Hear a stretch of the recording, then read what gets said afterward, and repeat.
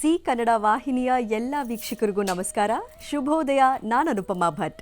ನಿಮ್ಮೆಲ್ಲರ ಅಚ್ಚುಮೆಚ್ಚಿನ ಮಹರ್ಷಿ ವಾಣಿ ನೇರ ಪ್ರಸಾರದ ಕಾರ್ಯಕ್ರಮಕ್ಕೆ ತಮ್ಮೆಲ್ಲರಿಗೂ ಆತ್ಮೀಯವಾದ ಸ್ವಾಗತ. Powered by continental Malgudi fresh filter coffee, ಒಂದು ಘಳಿಗೆ ನನಗಾಗಿ. ಸ್ಪೆಷಲ್ ಪಾರ್ಟ್ನರ್ಸ್ ಅಮೃತ ಬಿಂದು. ಹೊಟ್ಟೆ ನೋವು, ಎದೆ ಉರಿ, ಅಜೀರ್ಣ, ಗ್ಯಾಸ್ಟ್ರೈಟಿಸ್, ಎಸಿಡಿಟಿ ಹೀಗೆ ಹೊಟ್ಟೆಗೆ ಸಂಬಂಧಿಸಿರುವ ಎಲ್ಲ ಸಮಸ್ಯೆಗಳಿಗೂ ರಾಮಬಾಣದಂತೆ ಕೆಲಸ ಮಾಡುತ್ತೆ ಅಮೃತ ಬಿಂದು.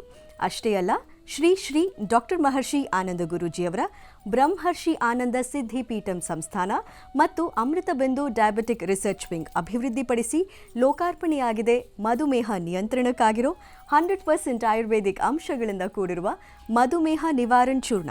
ನಿಮ್ಮ ಸಮೀಪದಲ್ಲಿರುವ ಎಲ್ಲ ಮೆಡಿಕಲ್ ಸ್ಟೋರ್ಸಲ್ಲೂ ಇದು ಲಭ್ಯ. ಹಾಗಾಗಿ ಖಂಡಿತವಾಗ್ಲೂ ಕೊಂಡ್ಕೊಳ್ಳಿ, ನಿಮ್ಮ ಸಮಸ್ಯೆಗಳಿಗೆ ಪರಿಹಾರವನ್ನು ಪಡ್ಕೊಳ್ಳಿ.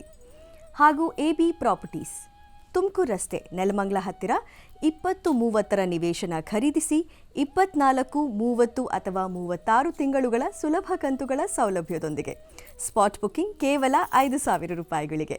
ಇಂದೇ ಸಂಪರ್ಕಿಸಿ AB ಪ್ರಾಪರ್ಟೀಸ್. ಹಾಗೂ ಅಕ್ಷಯ ಗೋಲ್ಡ್ ಕಂಪನಿ. ನಿಮ್ಮ ಅಡವಿಟ್ಟ ಚಿನ್ನವನ್ನು ಬಿಡಿಸಬೇಕೆ ಅಥವಾ ನಿಮ್ಮ ಚಿನ್ನವನ್ನು ಅಧಿಕ ಬೆಲೆಗೆ ಮಾರಾಟ ಮಾಡಬೇಕೆ? ಹಾಗಾದರೆ ಖಂಡಿತವಾಗ್ಲೂ ಸಂಪರ್ಕಿಸಿ ಅಕ್ಷಯ ಗೋಲ್ಡ್ ಕಂಪನಿ. ಕರ್ನಾಟಕದ ಎಲ್ಲ ಜಿಲ್ಲೆಗಳಲ್ಲೂ ಇದರ ಶಾಖೆಗಳಿದೆ. ಹಾಗೂ ಆರತಿ ಸ್ಕ್ಯಾನ್ಸ್ ಆ್ಯಂಡ್ ಲ್ಯಾಬೊರೇಟರೀಸ್. ಅತ್ಯುತ್ತಮ ಗುಣಮಟ್ಟದ ಸ್ಕ್ಯಾನಿಂಗ್ ಹಾಗೂ ಲ್ಯಾಬೊರೇಟರಿ ಸೇವೆಗಾಗಿ ಖಂಡಿತವಾಗ್ಲೂ ಸಂಪರ್ಕಿಸಿ ಆರತಿ ಸ್ಕ್ಯಾನ್ಸ್ ಆ್ಯಂಡ್ ಲ್ಯಾಬ್ಸ್. ವೀಕ್ಷಕರೇ, ಇಂದು ಜಾನ್ವರಿ 7ನೇ ತಾರೀಕು ಮಂಗಳವಾರ. ಈ ಶುಭ ದಿನದ ವಿಶೇಷತೆ ಏನು, ನಾವು ಮಾಡಬೇಕಾಗಿರುವಂತಹ ಪೂಜಾನುಷ್ಠಾನಗಳೇನು, ಜೊತೆಗೆ 12 ರಾಶಿಗಳಿಗೆ ಈ ದಿನ ಯಾವ ರೀತಿಯ ಫಲಗಳನ್ನು ನೀಡುತ್ತೆ, ಅಷ್ಟೇ ಅಲ್ಲ, ನಿಮ್ಮ ಸ್ವರತರಂಗವನ್ನು ಕೇಳೋದ್ರ ಮೂಲಕ, ಕಣ್ಣುಗಳ ಸ್ಪಷ್ಟ ರೇಖೆಗಳನ್ನು ನೋಡೋದ್ರ ಮೂಲಕ ನಿಮ್ಮ ಸಮಸ್ಯೆಗಳಿಗೆ ಪರಿಹಾರವನ್ನು ಗುರೂಜಿಯವರು ಎಂದಿನಂತೆ ನೀಡ್ತಾರೆ. ನೀವು ಕರೆ ಮಾಡಬೇಕಾಗಿರುವಂಥ ದೂರವಾಣಿ ಸಂಖ್ಯೆ 08042121999. ಮತ್ತೊಮ್ಮೆ ಹೇಳ್ತೀನಿ, 08041219999. ಹಾಗೂ ಪತ್ರಗಳನ್ನು ಬರೆದು ಕಳಿಸಬೇಕಾಗಿರುವಂತಹ ವಿಳಾಸ ಜಿ ಕನ್ನಡ ವಾಹಿನಿ, ಮಹರ್ಷಿ ವಾಣಿ ವಿಭಾಗ, ಅಂಚೆಪೆಟ್ಟಿಗೆ ಸಂಖ್ಯೆ 5199, ಬೆಂಗಳೂರು 1. ಪತ್ರಗಳನ್ನು ಬರೆದು ಕಳಿಸುವಾಗ, ಅದರಲ್ಲೂ ನಿಮ್ಮ ಭಾವಚಿತ್ರವನ್ನು ಕಳಿಸುವಾಗ ಜ್ಞಾಪಕ ಇರಲಿ, ಕಣ್ಣಿನ ಸ್ಪಷ್ಟ ರೇಖೆಗಳು ಕಾಣಿಸಬೇಕು. ಆ ರೀತಿಯ ಪೋಸ್ಟ್ ಕಾರ್ಡ್ ಸೈಜಿನ ಭಾವಚಿತ್ರವನ್ನು ಕಳಿಸಿ. ಇನ್ನು ವೀಕ್ಷಕರೇ, ಗುರೂಜಿಯವ್ರನ್ನ ನೇರವಾಗಿ ಭೇಟಿ ಮಾಡಬೇಕು ಅನ್ನೋದಾದರೆ ಅದಕ್ಕೆ ಅವರ ಕಚೇರಿಯ ಸಂಖ್ಯೆಯನ್ನು ಕೊಡ್ತೀನಿ, ನೋಟ್ ಮಾಡ್ಕೊಳ್ಳಿ. 080-266-900-55, 080-2600-55. ಸೊ ಖಂಡಿತವಾಗ್ಲೂ ಈ ನಂಬರ್ಗೆ ಕರೆ ಮಾಡಿ ಅಪಾಯಿಂಟ್ಮೆಂಟನ್ನು ನೀವು ಫಿಕ್ಸ್ ಮಾಡ್ಕೋಬೋದು. ಇದು ಅವರ ಪರ್ಸ್ನಲ್ ನಂಬರ್ ಅಲ್ಲ, ಇನ್ನೊಂದು ಮೊಬೈಲ್ ನಂಬರ್ ಕೊಡ್ತೀನಿ, ಆ ನಂಬರ್ಗೂ ಕೂಡ ನೀವು ಅಪಾಯಿಂಟ್ಮೆಂಟನ್ನು ಫಿಕ್ಸ್ ಮಾಡೋದಕ್ಕೆ ಕರೆ ಮಾಡ್ಬೋದು. 9482509759. ಇನ್ನು ವೀಕ್ಷಕರೇ, ಇನ್ನೇನು ಒಂದೇ ಒಂದು ವಾರದಲ್ಲಿ ಸುಗ್ಗಿ ಹಬ್ಬ, ಸಂಕ್ರಾಂತಿ, ಅದಕ್ಕೆ ಬಹಳ ಸಂಭ್ರಮದಲ್ಲಿರ್ತೀರ. ಆದರೆ ವಿಶೇಷವಾಗಿ ಹೆಣ್ಮಕ್ಳು ಒಂದಿಷ್ಟು ತಯಾರಿಗಳನ್ನು ಮಾಡ್ಕೋಬೇಕಲ್ಲ. ಹಬ್ಬ ಬಂತು ಅಂದರೆ ಸಂಭ್ರಮ ಮಾತ್ರ ಅಲ್ಲ, ಅದರ ಆಚರಣೆ ಬಗ್ಗೆ ಕೂಡ ಗಮನವನ್ನು ಕೊಡ್ತೀರಾ.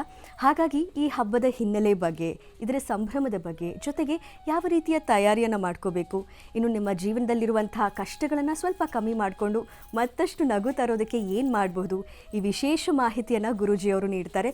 ಇಂದಿನಿಂದ ಪ್ರಾರಂಭ ಆಗಿ ಸಂಕ್ರಾಂತಿ ಹಬ್ಬ ಬರೋ ತನಕ ಬಹಳ ವಿಶೇಷವಾಗಿರುತ್ತೆ ನಮ್ಮ ಮಹರ್ಷಿ ವಾಣಿ ಕಾರ್ಯಕ್ರಮ. ಇನ್ನು ಸಂಕ್ರಾಂತಿ ಹಬ್ಬ ಮಾತ್ರನಾ? ಖಂಡಿತವಾಗ್ಲೂ ಅಲ್ಲ. ಈ ಸಮಯದಲ್ಲಿ ಅಯ್ಯಪ್ಪ ಸ್ವಾಮಿಯ ಆರಾಧನೆ ಬಹಳ ವಿಶೇಷ. ಹರಿಹರ ಪುತ್ರ ಅಯ್ಯಪ್ಪ ಸ್ವಾಮಿಯ ದರ್ಶನದೊಂದಿಗೆ ಇವತ್ತಿನ ಸಂಚಿಕೆಯನ್ನು ಶುರು ಮಾಡೋಣ.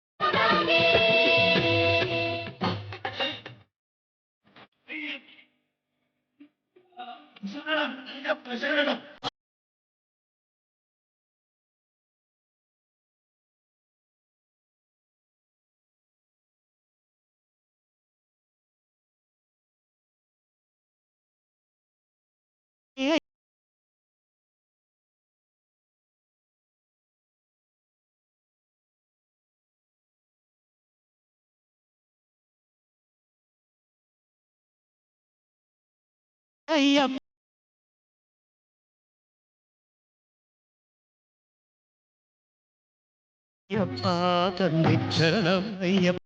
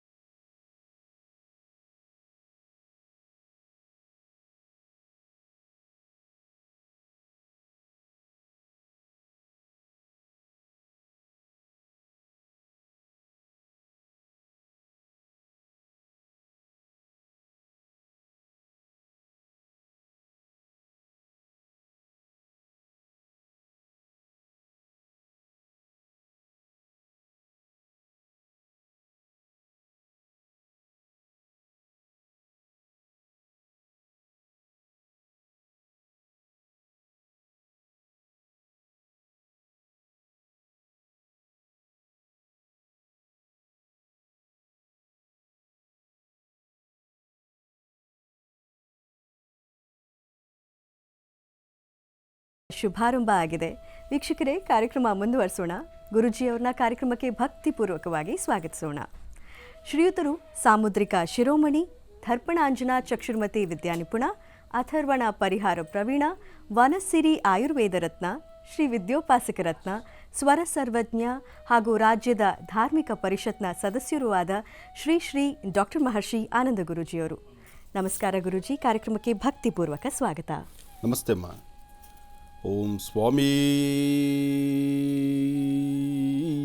ಶರಣಮಯ್ಯಪ್ಪ, ಹರಿಹರ ಸುತನೇ ಶರಣಮಯ್ಯಪ್ಪ, ಕನ್ಯಮೂಲ ಗಣಪತಿ ಭಗವಾನೇ ಶರಣಮಯ್ಯಪ್ಪ, ನಯಾಭಿಷೇಕ ಪ್ರಿಯನೇ ಶರಣಮಯ್ಯಪ್ಪ, ಪಂದಳರಾಜನೇ ಶರಣಮಯ್ಯಪ್ಪ ಸ್ವಾಮಿಯೇ ಶರಣಮಯ್ಯಪ್ಪ. ಓಂ ಹರಿಹರ ಸುತನಾನಂದ ಚಿತ್ತನಯ್ಯನಯ್ಯಪ್ಪ ಸ್ವಾಮಿಯೇ ಶರಣಮಯ್ಯಪ್ಪ. ಓಂ ಹರಿಹರ ಪುತ್ರಾಯ ಪುತ್ರಲಾಭಾಯ ಮಹಾಶಾಸ್ತಿಂ ಶತ್ರುವಿನಾಶನಾಯ ಪ್ರತ್ಯಕ್ಷ ಶೂಲವಿದಾಯ ಮದಗಜವಾಹನಾಯ ವರವರದ ಸರ್ವಜನಮೇ ವಶಮಾನಾಯ ಸ್ವಹಂ ಸ್ವಾಮಿಯೇ ಶರಣಮಯ್ಯಪ್ಪ. ಅಯ್ಯಪ್ಪನ ಪ್ರಾರ್ಥನೆ ಮಾಡ್ತಾ ಹರಿಹರ ಪುತ್ರ ಅಯ್ಯಪ್ಪ ಸ್ವಾಮಿಯ ವಿಶೇಷವಾಗಿರ್ತಕ್ಕಂತಹ ಆರಾಧನೆ ಇದು ಬಹಳ ವಿಶೇಷವಾಗಿರ್ತಕ್ಕಂಥದ್ದು. ಈಗಾಗಲೇ ರಾಜ್ಯದ ವಿಶ್ವದ ಮೂಲೆ ಮೂಲೆಗಳಲ್ಲಿಂದ ಸಹಿತ ಹರಿಹರ ಪುತ್ರ ಅಯ್ಯಪ್ಪನ ಭಕ್ತರು ಶಬರಿಮಲೆಯತ್ತ ಎಲ್ಲರೂ ಪ್ರಯಾಣವನ್ನು ಬೆಳೆಸ್ತಿದ್ದಾರೆ. ಧನುರ್ಮಾಸದ ಪೂಜಾನುಷ್ಠಾನದಲ್ಲಿ ಅಯ್ಯಪ್ಪನ ಆರಾಧನೆ ಬಹಳ ಮುಖ್ಯವಾಗಿರ್ತಕ್ಕಂಥದ್ದು. ಧನುರ್ಮಾಸ ಅಂದರೆ ಶುಭ ಬೆಳಗಿನ ಬ್ರಾಹ್ಮಿ ಮುಹೂರ್ತಗಳಲ್ಲಿ ಆಚರಣೆ ಮಾಡುವಂಥದ್ದು. ಬ್ರಾಹ್ಮಿ ಮುಹೂರ್ತದ ಅನುಷ್ಠಾನವನ್ನು ಮಾಡುವಂಥ ಈ ಶುಭ ಸಂದರ್ಭದಲ್ಲಿ ಹರಿಹರ ಪುತ್ರ ಅಯ್ಯಪ್ಪ ಸ್ವಾಮಿಯ ಆರಾಧನಾ ಮಹೋತ್ಸವ ಅದು ಮತ್ತಷ್ಟು ವಿಶೇಷವಾಗಿರ್ತಕ್ಕಂಥದ್ದು. ಹರಿಹರ ಪುತ್ರ ಅಯ್ಯಪ್ಪ ಸ್ವಾಮಿಯ ಆರಾಧನೆಗೆ ಜಾತಿ ಮತ ಭೇದವಿಲ್ಲ, ಪಂಥಗಳ ಭೇದವಿಲ್ಲ. ಎಲ್ಲರೂ ಒಗ್ಗೂಡಿಕೊಂಡು ಹರಿಹರ ಪುತ್ರ ಅಯ್ಯಪ್ಪನ ದರ್ಶನಕ್ಕೆ ಹೊರಡುವಂಥದ್ದು. ಅಯ್ಯಪ್ಪನ ಆ ವಿಶೇಷವಾಗಿರ್ತಕ್ಕಂಥ ಸುಂದರವಾದಂಥ ದಟ್ಟವಾದಂಥ ಅರಣ್ಯದಲ್ಲಿರ್ತಕ್ಕಂಥ ಅಯ್ಯಪ್ಪನ ಮೂರ್ತಿ, ಅಯ್ಯಪ್ಪನ ಆಲಯವನ್ನು ದರ್ಶನ ಮಾಡತಕ್ಕಂಥದ್ದು. ನಮ್ಮ ಇಹಪರಗಳಲ್ಲಿ ಮಾಡಿರ್ತಕ್ಕಂತಹ ಪ್ರಾರಬ್ಧ ಕರ್ಮವನ್ನು ದೂರ ಮಾಡಿಕೊಳ್ಳಿಕ್ಕೋಸ್ಕರ ಒಂದಿಷ್ಟು ಕಠಿಣ ವ್ರತವನ್ನು ಮಾಡಿ ಆ ವ್ರತಾನುಷ್ಠಾನದಲ್ಲಿ ದೇಹವನ್ನು ದಂಡಿಸಿ ಭಗವಂತನ ತೃಪ್ತಿಪಡಿಸಿ ಭಗವಂತನ ಆ ಕೃಪಾಕಟಾಕ್ಷಕ್ಕೆ ಪಾತ್ರರಾಗ್ತಕ್ಕಂಥದ್ದು. ಬಹುಶಃ ಬೇರೆ ಯಾವ ವ್ರತಗಳಲ್ಲೂ ಸಹಿತ ಇಂತಹ ಒಂದು ಕಟ್ಟುಪಾಡುಗಳಿಲ್ಲ. ಆದರೆ ಅಯ್ಯಪ್ಪನ ಈ ವ್ರತಾನುಷ್ಠಾನದಲ್ಲಿ ಮಾತ್ರ ಸಾಕಷ್ಟು ಕಟ್ಟುಪಾಡುಗಳಿದೆ, ಸಾಕಷ್ಟು ವಿಶೇಷವಾಗಿರ್ತಕ್ಕಂಥ ಅನುಷ್ಠಾನವಿದೆ. ಆದರೆ ಆರಾಧನೆ ಮಾಡಿದಷ್ಟು ಪೂಜಿಸಿದಷ್ಟು ಭಗವಂತನ ಕೃಪೆ ಶೀಘ್ರವಾಗಿ ದಯಪಾಲಿಸ್ತಕ್ಕಂಥದ್ದು.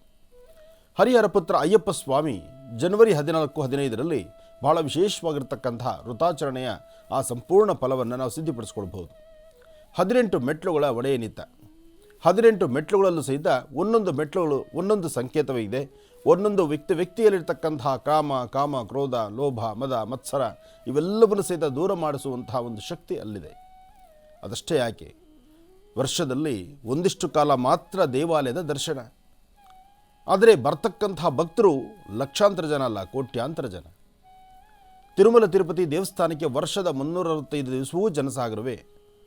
ಆದರೆ ಅಯ್ಯಪ್ಪನ ನೋಡಲಿಕ್ಕೆ ಮಾತ್ರ ಒಂದಿಷ್ಟು ಕಾಲ ಮಾತ್ರವೇ. ಆದರೂ ಅಂತಹ ಶುಭ ಮುಹೂರ್ತ ಬರ್ತಕ್ಕಂಥದ್ದು ಸಂಕ್ರಮಣದಲ್ಲಿ.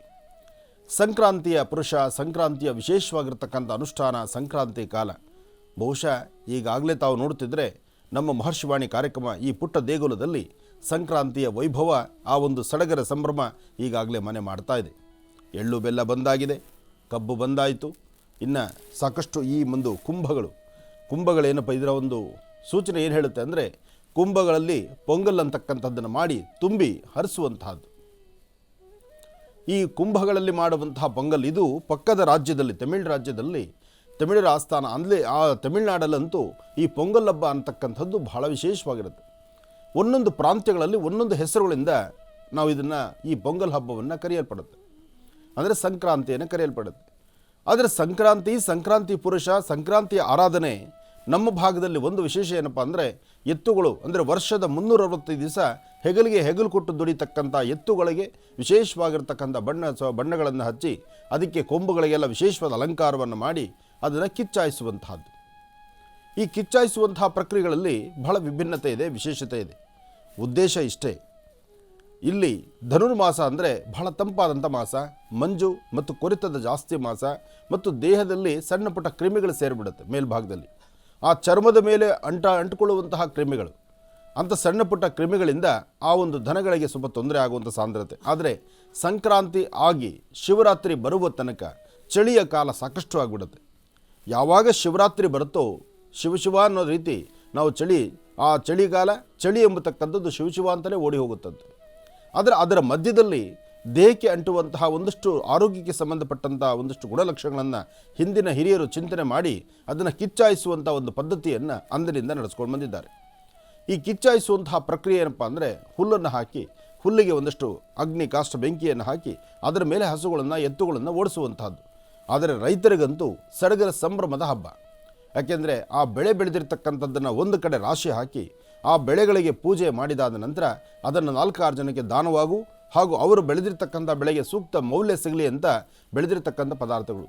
ಇನ್ನು ಈ ಸನ್ನಿವೇಶದಲ್ಲಿ ಅವರೆಕಾಯಿ, ಗೆಣಸು, ಕಬ್ಬು ಇದೆಲ್ಲಕ್ಕೂ ಹೆಚ್ಚಿನ ಮಹತ್ವವಿದೆ. ಅವರೆಕಾಯಿ, ಗೆಣಸು, ಕಬ್ಬು, ಇನ್ನು ಎಳ್ಳು, ಬೆಲ್ಲ, ಕೊಬ್ಬರಿ. ಎಳ್ಳು, ಬೆಲ್ಲ, ಕೊಬ್ಬರಿ ಈ ನೋಡಿ ದೇಹದ ಆರೋಗ್ಯಕ್ಕೆ ಬೇಕಾಗಿರ್ತಕ್ಕಂಥದ್ದು. ಇದು ತಂಪಿರ್ತಕ್ಕಂಥ ಮಾಸ. ಈ ಮಾಸ ಚರ್ಮ ಹೊಡಿಲಿಕ್ಕೆ ಶುರುವಾಗುತ್ತೆ, ಚರ್ಮ ಬಿರುಕು ಹೊಡಿಲಿಕ್ಕೆ ಶುರುವಾಗುತ್ತೆ. ಅದರಿಂದ ಹೆಚ್ಚಿನ ಹೇಳಬೇಕಂದ್ರೆ ಆರೋಗ್ಯದಲ್ಲಿ ಸಾಕಷ್ಟು ವ್ಯತ್ಯಾಸಗಳನ್ನು ತೋರಿಸುತ್ತೆ. ಅಂತಹ ಕಾಲದಲ್ಲಿ ಈ ಎಳ್ಳು ಬೆಲ್ಲ ಇದೆಯಲ್ಲ, ಇದು ಬಹಳ ವಿಶೇಷವಾಗಿ ದೇಹದ ಒಂದು ಆರೋಗ್ಯವನ್ನು ಕಾಪಾಡುತ್ತೆ. ಅಂದರೆ ಆಯಾ ಕಾಲಕ್ಕೆ ಸಂಬಂಧಪಟ್ಟಂಥ ರೀತಿ ಆಹಾರ ಪದ್ಧತಿಗಳನ್ನು ಹಿಂದಿನ ಹಿರಿಯರು ವೈಜ್ಞಾನಿಕವಾಗೂ ವಿಜ್ಞಾನ ರೂಪದಲ್ಲೂ ಸಹಿತ ಬಹಳ ವಿಶೇಷವಾಗಿ ಚಿಂತಿಸಿದ್ದಾರೆ. ಎಳ್ಳು ತಿನ್ನುವುದರಿಂದ ಆರೋಗ್ಯದಲ್ಲಿ ಚರ್ಮದಿಂದ ಆಗುವಂತಹ ಚರ್ಮಕ್ಕೆ ಸಂಬಂಧಪಟ್ಟಂಥ ಒಂದಷ್ಟು ರೋಗ ರುಜಿನಗಳು ದೂರ ಆಗುತ್ತೆ ಮತ್ತು ಚರ್ಮವನ್ನು ಕಾಂತಿಯುಕ್ತವಾಗಿಡುತ್ತೆ, ಚರ್ಮ ಹೊಡೆಯುವುದನ್ನು ತಪ್ಪಿಸುತ್ತೆ. ಇನ್ನು ಎಳ್ಳು ದೇಹದಲ್ಲಿ ಐರನ್ ಕಂಟೆಂಟ್ ಅಂತಕ್ಕಂಥ ಕಬ್ಬಿಣಾಂಶಗಳನ್ನು ತುಂಬಿಸುತ್ತೆ. ಅಷ್ಟೇ ಯಾಕೆ, ಮುಖದ ವರ್ಚಸ್ಸು ತೇಜಸ್ಸನ್ನು ಕೊಡುತ್ತೆ, ದೇಹದ ನರನಾಡಿಗಳಿಗೆ ಶಕ್ತಿ ಕೊಡುತ್ತೆ. ಎಲ್ಲಿ ವ್ಯಕ್ತಿಗೆ ನರನಾಡಿಗಳಲ್ಲಿ ರಕ್ತ ಚಲನೆ ಸಮಂಜಸವಾಗಿ ಆಗೋದಿಲ್ವೋ ಆ ರಕ್ತ ಚಲನೆ ಸಮಂಜಸವಾಗಿ ಆಗಲಿಕ್ಕೂ ಸಹಿತ ಸಹಾಯಪಡಿಸುತ್ತೆ. ತಂಪಾಗಿರ್ತಕ್ಕಂಥ ದೇಹವನ್ನು ಶೀತ ದೇಹವನ್ನು ಉಷ್ಣ ದೇಹವನ್ನಾಗಿ ಅದು ಪರಿವರ್ತನೆ ಮಾಡುತ್ತೆ. ಅದಕ್ಕೆ ಎಳ್ಳು ಬಹಳ ವಿಶೇಷ. ಇದರೊಂದಿಗೆ ಬೆಲ್ಲಕ್ಕೆ ನೀವು ಯಾವಾಗಲೂ ಔಷಧಿ ಗುಣಗಳಿದೆ, ಜೊತೆಗೆ ಬೆಲ್ಲ ಆರೋಗ್ಯಕ್ಕೆ ಸಂಬಂಧಪಟ್ಟದ್ದಾಗಿದೆ. ಆದರೆ ನಾವೇನು ಮಾಡ್ತೀವಿ, ಎಲ್ಲವೂ ಬೆಳ್ಳಗಿರಬೇಕು, ಶ್ವೇತವರ್ಣವಾಗಿರಬೇಕು, ನೋಡಲಿಕ್ಕೆ ಚೆನ್ನಾಗಿ ಕಾಣಬೇಕು ಅಂತ ಹೇಳಿ ಸಕ್ಕರೆನ ಹೆಚ್ಚು ಬಳಸ್ತೀವಿ. ಆದರೆ ಸಕ್ಕರೆಯಷ್ಟು ಅಪಾಯಕಾರಿ ಅಂಶ ಮತ್ತು ಯಾವುದೂ ಅಲ್ಲ. ಸಾಧ್ಯವಾದಷ್ಟು ನಾವು ಸಕ್ಕರೆಯಿಂದ ದೂರ ಇದ್ದರೆ ನಮಗೆ ಆರೋಗ್ಯದಲ್ಲಿ ಬಹಳಷ್ಟು ವಿಶೇಷವಾದಂಥ ಶಕ್ತಿ ಇರುತ್ತೆ. ಆದರೆ ಸಕ್ಕರೆನ ನಾವು ಬಿಡೋದಿಲ್ಲ, ಯಾಕೆಂದರೆ ನಮಗೆ ಕಲರ್ಫುಲ್ ಆಗಿರಬೇಕು, ವೈಟ್ ಆಗಿರಬೇಕು, ನೋಡಲಿಕ್ಕೆ ಭಾಳ ಚೆನ್ನಾಗಿ ಕಾಣಿಸ್ಬೇಕು. ತಿನ್ನುವುದು ವಿಷ ಆದರೂ ನೋಡ್ಲಿಕ್ಕೆ ಚೆನ್ನಾಗಿ ಕಂಡ್ರೆ ಸಾಕು ನಮಗೆ. ಇದು ನಮ್ಮಗಳ ಪರಿಸ್ಥಿತಿ. ಆದರೆ ಬೆಲ್ಲದಿಂದ ಆರೋಗ್ಯ ವೃದ್ಧಿ ಇದೆ. ಬೆಲ್ಲ ಒಂದಿಷ್ಟು ಆಯಾಸ ಪಡ್ತಕ್ಕ ಹಿಂದೆ ಮನೆಗೆ ಯಾರಾದರೂ ಗುರು ಹಿರಿಯರು ಯಾರೇ ಒಬ್ಬರು ಅತಿಥಿಗಳು ಬಂದರೆ ಒಂದು ಸಣ್ಣದಾದಂಥ ಒಂದು ತುಂಡು ಬೆಲ್ಲವನ್ನು ಕೊಟ್ಟು ಒಂದು ಲೋಟ ನೀರು ಕೊಡೋರು. ಅಂದರೆ ದಣದಿರ್ತಕ್ಕಂಥ ದೇಹ, ದೂರಾಭಾರದಿಂದ ಬಂದಿರತಕ್ಕಂಥ ನಿಮಗೆ ಆಯಾಸದಿಂದ ಬಂದಿರತಕ್ಕಂಥವ್ರಿಗೂ ಸಹಿತ ಒಂದು ಬೆಲ್ಲದ ತುಂಡು ಒಂದು ಲೋಟ ನೀರು ಕೊಟ್ಟರೆ ಪುನಃ ಎನರ್ಜಿ ಬರ್ತಿತ್ತು, ಗ್ಲೂಕೋಸ್ ಇದಾಗ್ತಿತ್ತು, ದೇಹದಲ್ಲಿ ಶಕ್ತಿ ಬರ್ತಿತ್ತು. ಜೊತೆಗೆ ನಿಮ್ಮ ಆಡುವ ಪ್ರತಿಯೊಂದು ಮಾತಿಗೂ ಒಂದು ಅದರದೇ ಆದಂಥ ಶಕ್ತಿ ಇರ್ತಿತ್ತು. ಹೀಗೆ ಹಿರಿಯರು ಬಹಳ ಆಲೋಚನೆಗಳನ್ನು ಮಾಡಿ ಎಲ್ಲ ಪದಾರ್ಥಗಳನ್ನು ನೋಡಿದ್ದಾರೆ. ಇನ್ನು ಒಣಕೊಬ್ಬರಿ ಸೇರಿಸುವಂತಹ ಒಣಕೊಬ್ಬರಿ ದೇಹದಲ್ಲಿ ಜಿಡ್ಡಿನಂಶ ಇಲ್ಲ ಅಂದರೆ ಭಾಳಷ್ಟು ತೊಂದರೆಯಾಗುತ್ತೆ, ಅದು ಆರೋಗ್ಯದಲ್ಲಿ ವ್ಯತ್ಯಾಸ ಆಗುವಂಥ ಲಕ್ಷಣಗಳಿದೆ. ಅದಕ್ಕಾಗಿ ಈ ಕಾಲಕ್ಕೆ ಸಂಕ್ರಮಣದ ಕಾಲ, ಚಳಿಗಾಲ, ಮಂಜು ಸುರಿಯುವ ಕಾಲ, ಈ ಕಾಲಕ್ಕೆ ಸಂಬಂಧಪಟ್ಟಂಗೆ ಜೀರಿ ಇದರಲ್ಲಿರ್ತಕ್ಕಂಥದ್ದು ವಿಶೇಷವಾಗಿರ್ತಕ್ಕಂಥ ಎಳ್ಳು, ಬೆಲ್ಲ, ಕೊಬ್ಬರಿ ಮತ್ತು ಕಡಲೆಬೀಜ, ಕಡಲೆಪಪ್ಪು ಇಂತಹವನ್ನೆಲ್ಲ ಸೇರಿಸುವಂತಹ ಒಂದು ಪ್ರಕ್ರಿಯೆ ಇದೆ. ಇದು ಸಂಕ್ರಮಣ. ಒಂದು ಸಂಕ್ರಮಣ ಆಯಿತು, ವಿಶೇಷತೆ ಆಯಿತು. ಇದೆಲ್ಲವನ್ನು ಹೊರತುಪಡಿಸಿ ಇನ್ನೇನು ಆಗೋ ಈಗ ಅಂದರೆ ಆಗಮಿಸ್ತಾ ಇದೆ. ಮೊನ್ನೆಯಷ್ಟೇ ತಾವು ನೋಡಿದ್ರಿ ಸೂರ್ಯಗ್ರಹಣವನ್ನು ಬಹಳ ಹತ್ತಿರದಿಂದ ಬಹಳ ವಿಶೇಷವಾದಂಥ ರೀತಿ ನೋಡಿದ್ದು ಅಂದರೆ ಬಹುಶಃ ಅದು ನಮ್ಮ ಜೀ ಕನ್ನಡದಲ್ಲಿ ಮಹರ್ಷಿವಾಣಿ ಕಾರ್ಯಕ್ರಮದಲ್ಲಿ ಅಂದರೆ ಅದು ತಪ್ಪಲ್ಲ. ಆದರೆ ಗ್ರಹಣ ಯಾರನ್ನು ಬಿಟ್ಟಾತು? ಎಲ್ಲರಿಗೂ ಗ್ರಹಣವೇ. ಆ ದಿನ ಹೇಳಬೇಕಾದ್ರೆ ನಮ್ಮ ಮಹರ್ಷಿವಾಣಿ ನೇರ ಪ್ರಸಾರಕ್ಕೂ ಗ್ರಹಣ ಆಯಿತು. ಹೇಗಾಯಿತು ಗ್ರಹಣ? ಬೆಳಗ್ಗೆ 8ಕ್ಕೆ ನಾವು ನಿಮ್ಮೊಂದಿಗೆ ಕೂತು ಅನುಷ್ಠಾನವನ್ನು ಪ್ರಾರಂಭಿಸಿ ವಿಶೇಷವಾಗಿರ್ತಕ್ಕಂಥ ಸೂರ್ಯನ ಅವತ್ತು ಬಾರಂಗಳದಲ್ಲಿ ಕಾಣುವಂಥ ಸೂರ್ಯನ ನೇರ ಪ್ರಸಾರದಲ್ಲಿ ನಿಮಗೆ ತೋರಿಸ್ಬೇಕು ಅಂತ ಇಲ್ಲದ ಹರಿಸಾಹಸವನ್ನು ಮಾಡಿದ್ವಿ ನಾವು. ಆ ಸಾಧನೆ, ಆ ಸಾಹಸ ನಾವು ನಮ್ಮೊಂದಿಗೆ ಮಾಡಿದಂತಹ ನನ್ನ ಎಲ್ಲ ಅಣ್ಣ ತಮ್ಮಂದಿರಿದ್ದಾರಲ್ಲ ಸಾಕಷ್ಟು ಕಷ್ಟಪಟ್ಟಂಥವ್ರು. ಆದರೆ 9 ಗಂಟೆವರೆಗೂ ನೇರ ಪ್ರಸಾರದ ಲೈನೇ ನಮಗೆ ಸಿಗಲಿಲ್ಲ. ಆ ದಿನ ತಾವು ನೋಡಿರ್ತಕ್ಕಂತಹ ಕಾರ್ಯಕ್ರಮ ಹಿಂದೆಂದೋ ಆದಂತಹ ಕಾರ್ಯಕ್ರಮ, ಇನ್ನು ವಿಧಿ ಇಲ್ಲದಂಥ ಪಕ್ಷ, ಅದರಿಂದ ಬೆಳಗ್ಗೆ ಆ ಕಾರ್ಯಕ್ರಮ ಪ್ರಸಾರ ಆಯಿತು. ಆದರೆ ಪ್ರಸಾರ ಆಗುವ ಆ 1 ಗಂಟೆಗಳ ಕಾಲ ಸಹಿತ ನಾವು ಈ ಕೂತಂಥ ಆ ಸಾನ್ನಿಧ್ಯದಲ್ಲಿ ನಮಗೂ ಭಾಳ ಮನಸ್ಸಿಗೆ ನೋವುಂಟಾಯಿತು. ಉದ್ದೇಶ, ಒಂದು ಗ್ರಹಣದಲ್ಲಿ ನಾವು ಏನು ಸಂಪಾದನೆ ಮಾಡ್ಬೋದು, ಏನು ಜಪ ಅನುಷ್ಠಾನಗಳನ್ನು ಮಾಡಿ ನಮ್ಮ ಬ್ಯಾಂಕ್ ಅಕೌಂಟಲ್ಲಿ ಜಪಾನುಷ್ಠಾನದ ಒಂದಷ್ಟು ಅಮೌಂಟ್ ಇಟ್ಕೊಂಡ್ರೆ ವರ್ಷದ 365 ದಿವಸ ನಾವು ನಿಮ್ಮೊಂದಿಗೆ ಇನ್ನಷ್ಟು ವಿಶೇಷವಾದಂಥ ರೀತಿ ಶಕ್ತಿತ್ವವಾಗಿ ಮಾತಾಡ್ಬೋದು.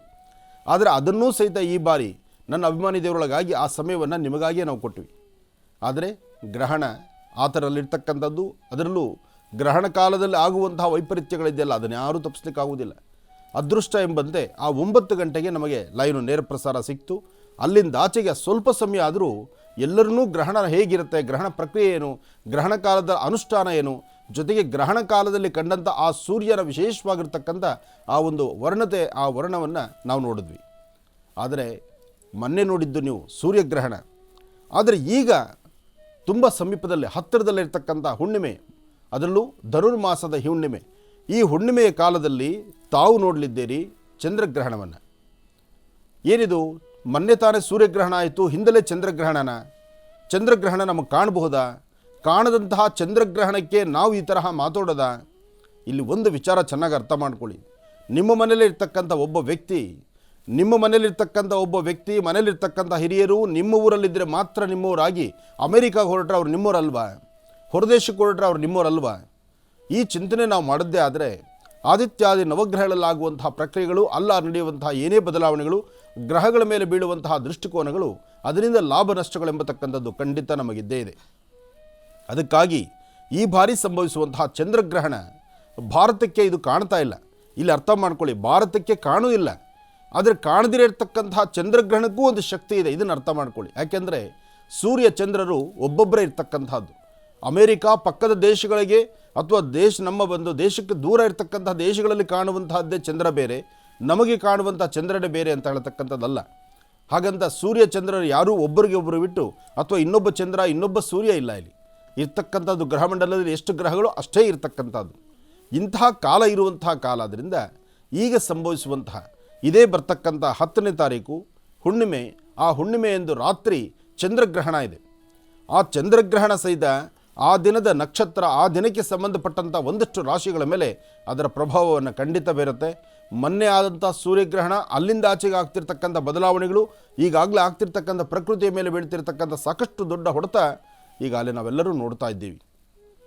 ಸಮಸ್ಯೆ ನೋವು ನಮಗಾದರೆ ಮಾತ್ರ ಅಲ್ಲ, ಪಕ್ಕದ ರಾಜ್ಯ ಪಕ್ಕದ ದೇಶಕ್ಕಾದರೂ ಸಹಿತ ಆ ಸಮಸ್ಯೆನೇ. ಇವತ್ತು ಅಲ್ಲಾದ್ದು ನಾಳೆ ಇಲ್ಲಾಗುವುದಿಲ್ವಾ? ಇದು ಕಾಲಚಕ್ರ. ಹಗಲಾದ್ದು ರಾತ್ರಿ ಆಗಲೇಬೇಕು, ರಾತ್ರಿ ಆದ್ದು ಹಗಲಾಗಲೇಬೇಕು.